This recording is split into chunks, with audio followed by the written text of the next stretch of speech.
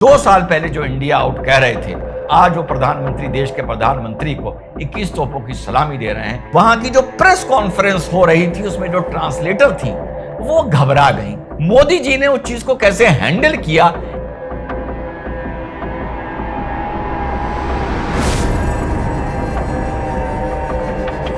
Hello नमस्कार, सत श्री अकाल, अस्सलाम वालेकुम। कैसे हैं जनाब? अब कुछ लोग बोलेंगे कि ये यही बोलता रहता है, लेकिन नहीं साथियों, वाकई भारत को, नरेंद्र मोदी जी को, भारत की फॉरेन पॉलिसी को एक बार लाख लाख बधाई, जो एक और शानदार ऐतिहासिक फॉरेन टूर करके प्रधानमंत्री जी हिंदुस्तान आ रहे हैं।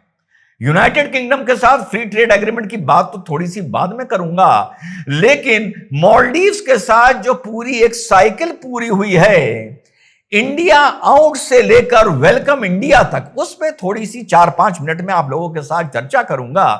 तो साहब, मालदीव्स ने अपने 60th इंडिपेंडेंस डे का जो एनिवर्सरी का जो सेलिब्रेशन था, उसमें जब अब ये मेजिजू साहब दूसरी बार सत्ता में आए हैं, तो फर्स्ट स्टेट गेस्ट इन्होंने नरेंद्र मोदी को बनाने के लिए सोचा। याद है वो कुछ ही साल, 2 साल पहले का इनका डायलॉग याद है या भूल गए?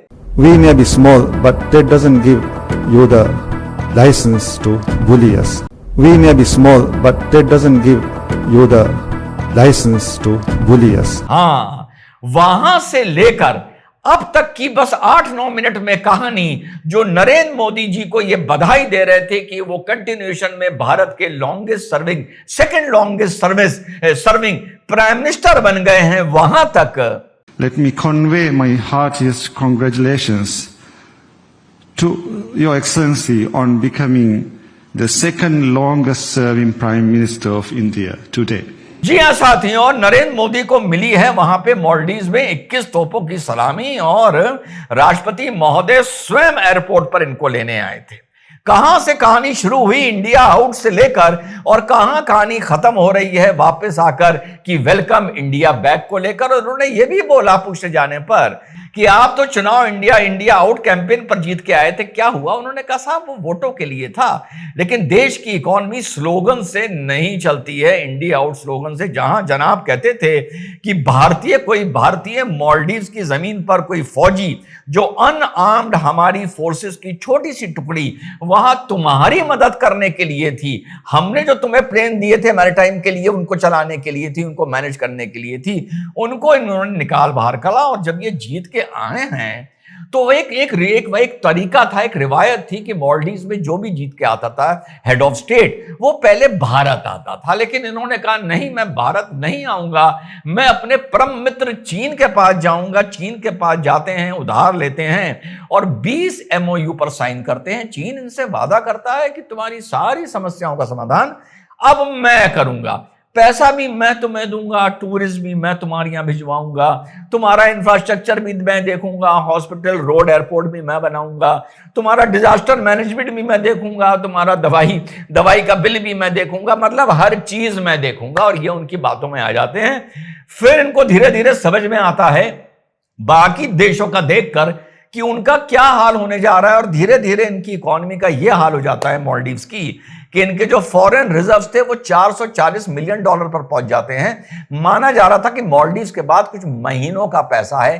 फिर उससे पहले यह भी होता है साहब, ऐसे हालात क्यों होते हैं? फिर नरेंद्र मोदी जी शॉल पहन के लक्षद्वीप की सफेद व्हाइट सैंड बीचेस पर टहलते हैं। टूरिज्म वहां जाना बंद हो जाता है, कुछ 2 कौड़ी के फिर भी पहुंच जाते हैं। टूरिज्म इनकी बड़ी मेजर इंडस्ट्री थी। चाइना अपने टूरिस्ट 1-2 बार भेजना बंद कर देता है और जनाब के हाथ में कटोरा आ जाता है। ये वो लोग हैं, ये फिर गुलाठी मार सकते हैं। लेकिन हाँ, हमारा जो महासागर विजन है भारत का, उसके लिए ये बहुत अच्छा डेवलपमेंट है। और भारत ने 5000 करोड़ का एक लोन, इनको एक line of loan, credit line इनके लिए खोला है। अपने इंफ्रास्ट्रक्चर को, अपने 4 MOU साइन हुए हैं, स्पोर्ट्स में, इंफ्रास्ट्रक्चर में, डिफेंस में, वगैरह वगैरह, उनको डेवलप करने के लिए। और और एफटीए भी शायद इनका साइन होने भारत के साथ जा रहा है। तो वापस इनकी इकॉनमी सुधरती हुई नजर आ रही है भारत के टूरिस्ट के नाम पर। भैया अब मैं कह सकता हूं अगर जाना है तो जाइए, लेकिन सरकार को भी पता होगा कि इनसे ज्यादा भरोसा नहीं कर सकते। कभी भी ये किसी की गोद से उछलकर किसी की गोद में बैठ सकते हैं। चाइना ने जब इनको झटका दिया तो ये बीच में तुर्किया की भी गोद में जाके बैठे थे, वहां से भी इनको झटका लगा। उसके बाद ये ऑस्ट्रेलिया की गोद में जाके बैठे, वहां से भी झटका लगा। उसके बाद ये वापस भारत की गोद में आकर बैठे हैं।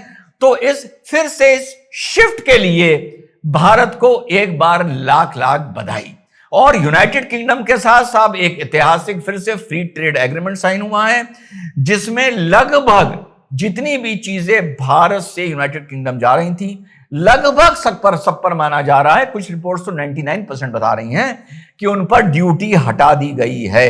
और बहुत से luxury items, scotch, wine, beauty products, उसके बाद high end machine, automobile, Jaguar हो गए, सब हो गए, इनके लिए भारत का जो एवरेज वहां पे टैरिफ लगता था, जब इनकी चीजें भारत में आती थी, वो एवरेज लगता था 15% का, और अब ये लग रहा है मात्र 3% का, जिससे वहां के हेड ऑफ स्टेट साहब का जो प्रेस कॉन्फ्रेंस में बयान आया है कि इतना ही फायदा भारत को होगा जितना यूनाइटेड किंगडम को होगा।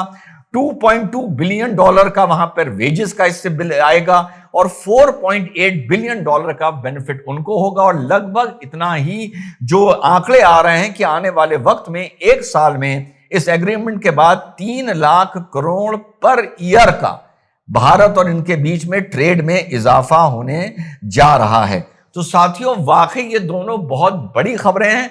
और जो टैरिफ के निगोशिएशन अमेरिका से चल रहे हैं, उसमें ये जो यूनाइटेड किंगडम के साथ हमारा एफटीए हुआ है, इसका बहुत लाभ देखने को मिलेगा। और मजा ये हुआ कि किस तरह से मोदी जी ने वहां की जो प्रेस कॉन्फ्रेंस हो रही थी, उसमें जो ट्रांसलेटर थी वो घबरा गई।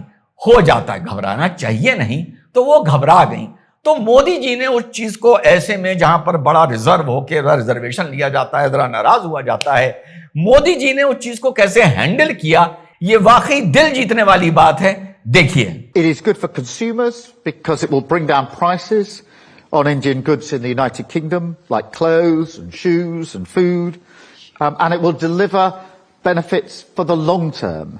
It will add about £4.8 billion to the UK economy every year, and £2.2 billion to wages, and hundreds of millions of pounds to regions and nations up and down the United Kingdom. और ये यहाँ के consumer के लिए बहुत अच्छा रहेगा। और ये दोनों देशों में जो बातचीत होगी, ट्रेड होगी, जो बढ़ेगा। Don't bother, we can use English word in between. Don't worry about it. Sorry, His Excellency, I've lost the speech. His Excellency, I've lost the speech. Yeah, no problem. Yeah. Sorry, do you want me to repeat? जी हाँ साथियों, देखा आपने किस तरह से। और इस चीज की यूनाइटेड किंगडम मीडिया में बहुत तारीफ करी जा रही है, नरेंद्र मोदी जी के बिहेवियर की, ऐसे टाइम में उनके जेस्चर की, जो उस महिला के प्रति उन्होंने दिखाया, और जो वहां पर जो एक माहौल एकदम से थोड़ा सा डिस्टर्ब हो गया था, उस चीज को उन्होंने एक विटी तरीके से हैंडल करने की कोशिश करी। तो साथियों, वाकई देश को लाख लाख बधाई यूनाइटेड किंगडम के साथ ऐतिहासिक जो एफटीए साइन हुआ है उसके लिए, और मालदीव्स के लिए कि जो जाके चाइना की गोद में बैठ गया था। मानो फिलहाल ऑपरेशन सिंदूर के बाद देखने के बाद ऐसा लग रहा है कि India has become a universal citizen. जहां जा रहा है रुतबा बढ़ रहा है, जहां जा रहा है प्यार मिल रहा है। मैं ये नहीं कहता कि मालदीव्स आगे जाके पलटेगा नहीं, कभी पलट जाएगा। मैं ये नहीं कहता कि मालदीव्स चाइना को रिजेक्ट कर देगा, क्योंकि वो जानता है कि वो उनके अब असर के नीचे आ गया है। उसी असर से बचने के लिए वो भारत के पास भाग कर आया है जब दिवालिया निकल रहा था। तो बात का मतलब ये नहीं है, बात का मतलब ये है कि 2 साल पहले जो इंडिया आउट कह रहे थे, आज वो प्रधानमंत्री, देश के प्रधानमंत्री को 21 तोपों की सलामी दे रहे हैं। यही अपने आप में बहुत बड़ी जीत है। ये जीत आगे कैसे असर दिखाएगी, इस खबर पर नजर रखेंगे। जय हिंद, वंदे मातरम, खुदा हाफिज।